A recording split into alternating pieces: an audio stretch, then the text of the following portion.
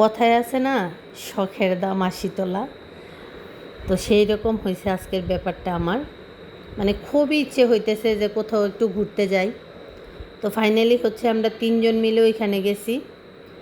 তো ওইখানে জায়গাটা খুবই সুন্দর, গাড়ি পার্কিং করার খুব সুন্দর সুব্যবস্থা, বিশাল এরিয়া নিয়ে হচ্ছে পার্ক। তো আমার কাছে তো খুবই ভালো লাগছে, ভাবলাম যে আজকে এখানেই যাব।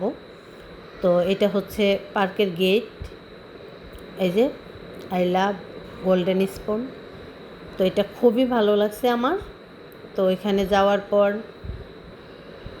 এই যে দেখেন ওনারা হচ্ছে ঠান্ডা নিতেছে। আর বৃষ্টি আমরা যাওয়ার আগেও বৃষ্টি হয়েছে, সব কিছু ভিজা। কোথাও যে একটু বসবো একটু ছবি তুলবো ওরকমের কোনো ইয়ে নাই, সব ভিজা। মানে ওইখানে যাওয়ার পরে আমার খুবই খারাপ লাগছে। বিকেলবেলা একটু লোকজন থাকে, আর আমি যখন গেছি তখন তো 11টা-12টা বাজে। এই টাইমে আসলে তেমন কোনো লোকজন থাকেই না পার্কে। তো এই যে দেখেন যাওয়ার পর হচ্ছে টিপটিপ বৃষ্টি পড়তেছে, কিন্তু একটু পরে রে ভাই এত জোরে বৃষ্টি নামছে, বৃষ্টি তো থামেই না। আর এদিকে আমি বৃষ্টির মধ্যে হচ্ছে বসে আছি।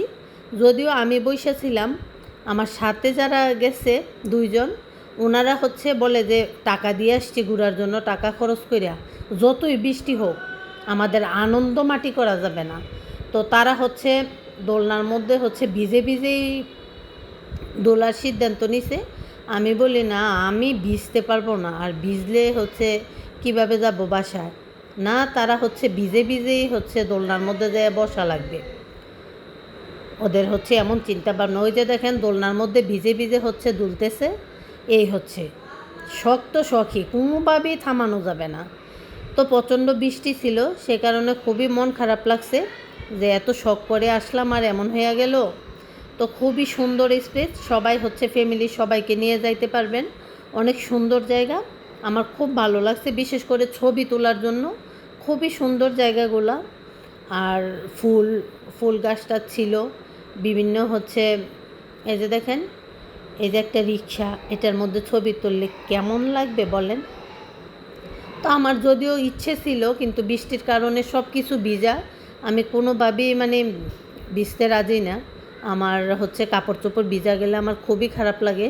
তো সেই কারণে আমি যতটুকু পারছি বৃষ্টির মধ্যে আপনাদের দেখাইলাম।